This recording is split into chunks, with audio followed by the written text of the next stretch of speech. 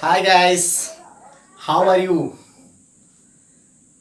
So most welcomes my YouTube channel digital गुरु। मैं संदीप मल आप सभी लोगों का बहुत बहुत स्वागत करता हूं अपने YouTube चैनल डिजिटल गुरु में।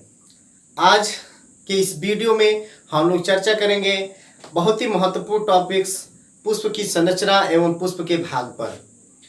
आज हम जानेंगे कि पुष्प के कितने भाग होते हैं और पुष्पीय पौधों में जनन क्रिया कैसे होती है और किस तरह से एक नए बीज और फल का निर्माण होता है जिससे पूरा एक नए जीवन की उत्पत्ति होती है।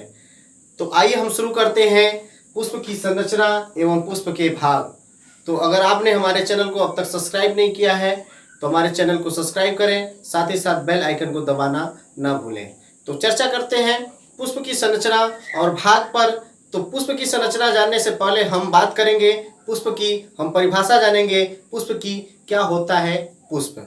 तो पुष्पीय पौधों में जनन के लिए एक विशिष्ट संरचना जो रंग बिरंगे रूप में पाई जाती है जिसे हम क्या कहते हैं, पुष्प कहते हैं। जो भी पुष्पीय पौधे होते हैं उनके अंदर मौजूद एक विशिष्ट संरचना जो क्या होता है, रंग बिरंगी होता है, उसको हम क्या कहते हैं, पुष्प कहते हैं। जो आवृतबीजी पौधे होते हैं, उसमें नर और मादा जनन अंग पुष्प के अंदर क्या होते हैं, मौजूद होते हैं। जो नर जनन अंग हो गया और मादा जनन अंग हो गया, इन दोनों के बारे में हम आगे चर्चा करेंगे कि नर जनन अंग को क्या कहते हैं और मादा जनन अंग को क्या कहते हैं। ये दोनों जनन अंग जो आवृतबीजी पौधा होता है उसके अंदर, पुष्प के अंदर क्या होते हैं, स्थित होते हैं।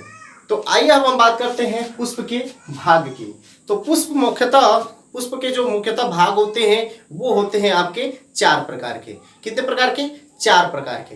तो जो सबसे पहला भाग होता है, आप यहाँ देख सकते हैं, जो सबसे पहला भाग होता है वो होता है क्या, आपका बाह्य दल पुंज। दूसरा नंबर 2 है आपका दल पुंज। पहला भाग होता है आपका बाह्य दल पुंज और दूसरा होता है दल पुंज। आता है नंबर तीसरा, तो तीसरा होता है आपका पुंकेसर या जायांग। इसे हम जायांग के नाम से भी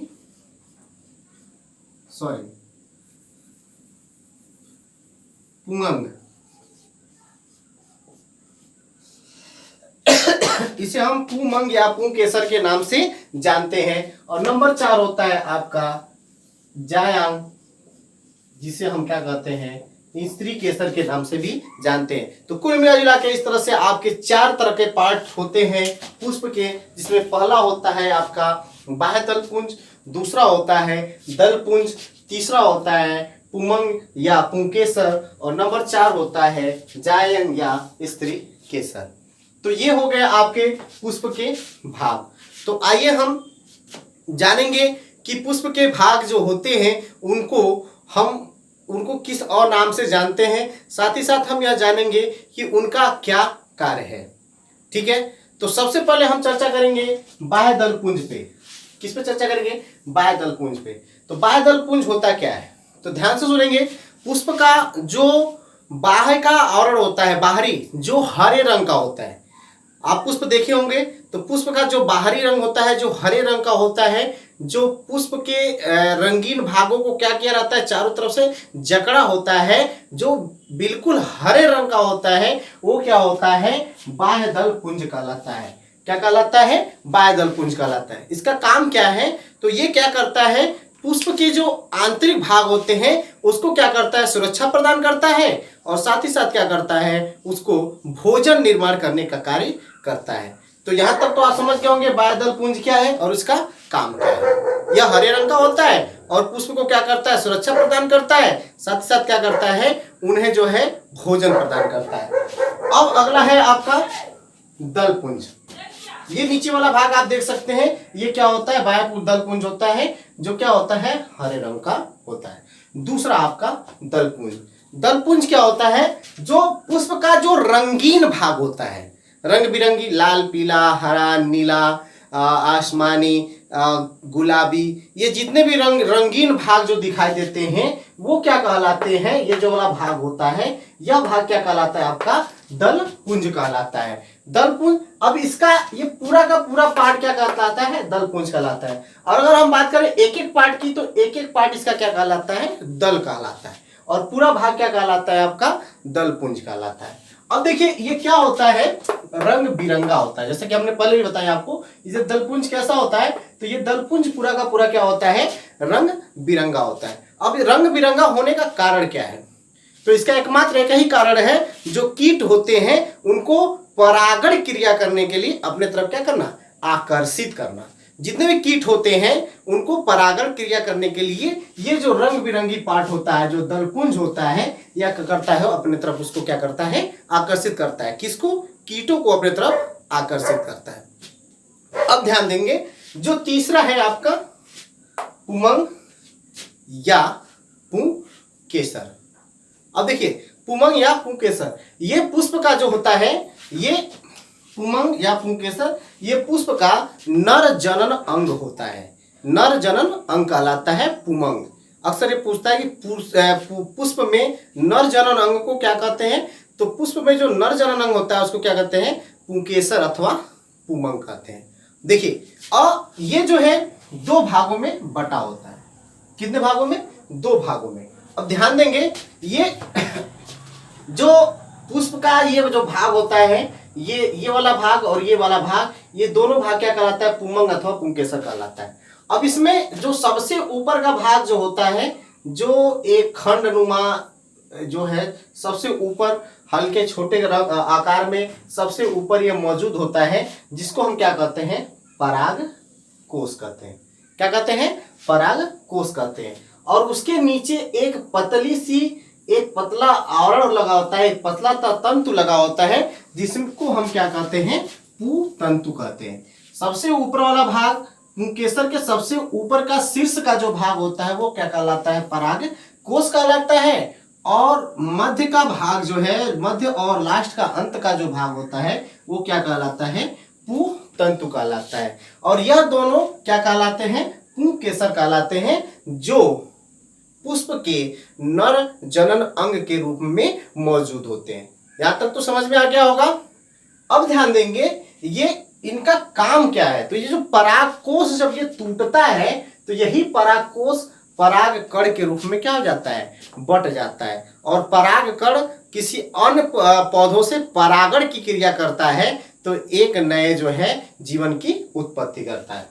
अब अंतिम है, लास्ट नंबर 4, स्त्री केसर। ये पुष्प का जो चौथा भाग है वो क्या है आपका? स्त्री केसर, जिसे हम जायंग के नाम से जानते हैं। अब देखिए नाम से स्पष्ट है, स्त्री केसर यानी कि पुष्प का कौन सा? मादा जनन अंग। पुष्प का जो मादा जनन अंग होता है वो क्या कहलाता है? जायंग अथवा स्त्री केसर कहलाता है। अब विभाजन के दृष्टिकोण से देखें तो ये 3 भागों में बटा होता है। पहला भाग होता है आपका वर्तिकाग्र, दूसरा होता है वर्तिका, और तीसरा होता है आपका अंडाशय। यानी कि वर्तिकाग्र, वर्तिका और अंडाशय। और यह तीनों आपस में मिल जाते हैं तो क्या हो जाता है? स्त्री केसर अथवा जायांग। तो ये पुष्प का जो मादा जनन अंग होता है ये होता है। अब ध्यान देंगे इसका कार्य क्या होता है। तो सबसे पहले इसमें अंडाशय। ध्यान देंगे ये वाला जो भाग है, ये वाला, ये बीच का भाग, जो बीच में क्या होता है? फूला हुआ होता है। जो बीच में क्या होता है? फूला हुआ होता है, चौड़ा होता है, वो वाला भाग आपका क्या कहलाता है? ये वाला भाग आपका क्या कहलाता है? अंडाशय कहलाता है। और ये जो भाग होता है, अंडाशय के बीच का जो भाग होता है वो क्या कहलाता है? बीजांड कहलाता है। ध्यान देंगे अंडाशय के बीच का भाग जो होता है वो आपका क्या कहलाता है? बीजांड कहलाता है। ध्यान देंगे जैसे ये वाला जो भाग आप देख सकते हैं, ये वाला पार्ट आपका क्या होता है?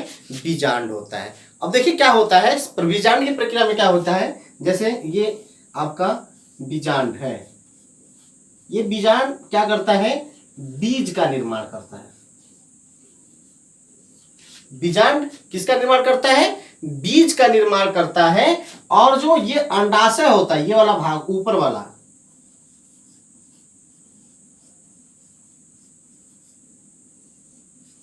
ये जो अंडाशय जो होता है, यह अंडाशय फल भित्ति का निर्माण करता है।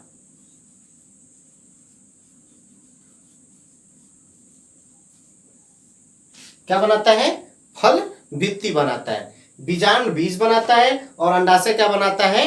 फल भित्ति बनाता है। अब ये दोनों आपस में जुड़ के क्या बना देते हैं? फल बना देते हैं, फल का निर्माण करते हैं। किसका निर्माण करते हैं? फल निर्माण का। तो ये सारी प्रक्रिया होती कहाँ है? तो ये सारी प्रक्रिया इस बीच में होती है। कहां पर? अंडाशय में। क्लियर? नेक्स्ट है आपका वर्तिका। अंडाशय और वर्तिकाग्र के मध्य में एक पतला सा खोखला सा एक जो है नली ऊपर निकला होता है, जो क्या कहलाता है? आपका वर्तिका कहलाता है। जो वर्तिकाग्र और किसके? अंडाशय। वर्तिकाग्र, ये ऊपर वाला भाग वर्तिकाग्र है और बीच वाला भाग क्या है?